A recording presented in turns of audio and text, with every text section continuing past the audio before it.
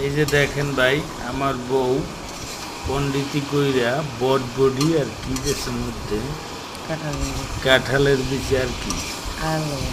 আলু, কাঁঠালের বিচি, বটবডি আর চিংড়ি মাছ বেশি না, এটি দিয়ে পাক করতেছে, কাস্টিং করাইতে আজকে খাওয়াইব আমারে। আসতেছি। কিসে কিসে? Fry pan. ও ফ্রাই প্যান, আমি তো ভাবছি কাস্টিং করাই দিই, ওই দিক করাই। ফ্রাই প্যানে রান্না ভালো। কি যে আমি কিছু কিছু ও, করাই কড়াই। অন্তর।